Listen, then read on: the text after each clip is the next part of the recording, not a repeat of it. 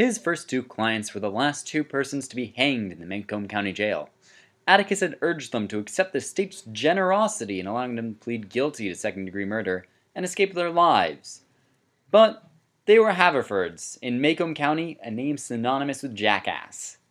They persisted in pleading not guilty to first-degree murder, so there was nothing much Atticus could do for his clients except be present at their departure. As you might be able to tell from that name Atticus, that's a scene from the American classic, To Kill a Mockingbird. It sheds light on one of those most basic human traits, pride. These guys were refusing to plead guilty for the pride of their names, and they were going to, as the book goes on to say, tell everyone that he totally had it coming was an adequate defense. They were so stuck up they wouldn't take an easy deal. Pride can be pretty harmful and should be avoided at all costs. That's the official church position at the very least. As we are Prep, a Jesuit school, figure I should put that in there. Church-wise, pride ranks right up there with other such atrocities as wrath and avarice. It's one of those big seven, those ones you learn about in Sunday school and then totally don't forget about in 10 seconds. Actually, this might be the one interesting Catholic fact we remember. There's tons of ways that pride can be harmful. The first thing that pops to mind is the pride of the uber-rich, those Hollywood-esque billionaires who spend millions on yachts and 17 new cars a week. You know the type. Their pride, their dedication to their own image, leads them to hold their treasure troves of wealth away from those who really need it. I mean, the poor. There are lots of charities that need it. And you certainly don't need 17 new cars a week. I mean, 2 I'd understand. 17, that's just extravagant. On the other side of this coin, there are those who take this pride, their desire for greater self-image, and put it to a good use. You've got such people as Bill Gates and J.K. Rowling, and those guys give away just tons and tons of money.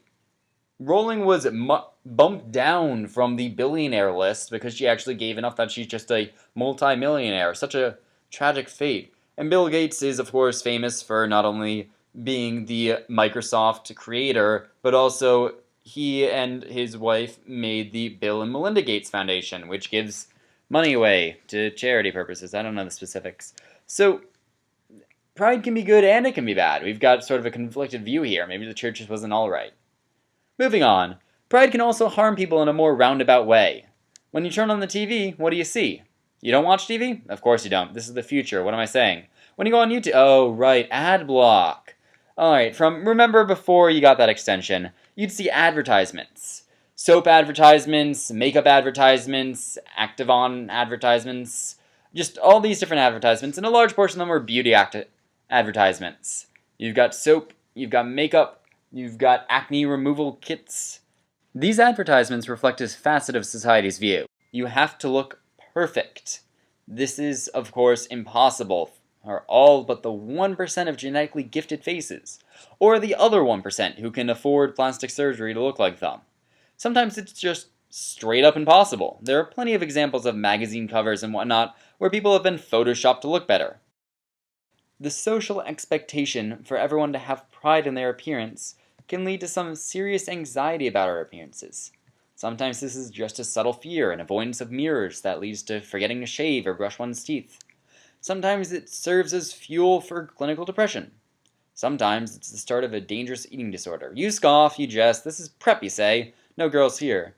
But actually, around a third of adolescent boys use unhealthy weight control behaviors. That diction, back to say there, that diction is obviously a quote. That's actually a study focusing on everything from anorexia to binge eating. These things can occasionally be literally deadly. There's some terrible, terrible things, and everyone jokes that only girls get them, but it is a very gender-neutral problem. But I mean, we were talking earlier, pride can't all be bad, right? Right, I mean, you've got all this good stuff. Like, have you ever felt good about how you look? Take out your phone, I mean, take out your iPad. We're not allowed to have phones. Those stay in your locker for your entire duration at prep. I mean, haha, right? Am I right? Take out your iPad, take a selfie, and just post it wherever. Social medias. Feeling a little shaky? Put it on Snapchat. That's actually proven to be a confidence-boosting exercise, and all it takes is a little bit of pride in how you look. I mean, and then there's the other bit. Pride leads to being proud. Both start with PR, and then there's, the actual linguistics aside. Being proud is a pretty powerful force for good. I mean, who wants to be proud in their appearance and proud in their health? I mean, I do. And so you go to the gym, you try and look like Chris Hemsworth. Maybe if you're really pushing, you can try and look like Chris Evans from Captain America. That's a lot of muscle mass to build up and might be a bit difficult, but you'll get there. Pride in your appearance can be good and leads you to be healthier and more fit. So, and I mean, we've got a lot of athletes in the crowd. Let's take athletes as an example here. Go to training, trying to be better. It's partially driven by pride, trying to be the best you can be.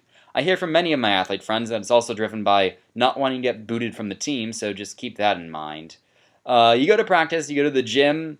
It's all really helpful in being the best you can be and being better. So pride does serve that good role. So, pretty cool. Moral of the story, long story short, pride is a pretty terrible thing that leads to depression and eating disorders, and occasionally death. But on the other hand, pride is also a pretty great thing that keeps athletes at the top of their game, and everyone else too. I mean, someone's got to be the best at everything, right? Pride keeps that one awesome dude at the top of the Dance Dance Revolution leaderboards. Go you. Anyways, moral of the story, pride's what you let it be. It's an emotion, a human trait, neither good nor bad. Just make sure to keep an eye on it, and only keep it around if it helps you.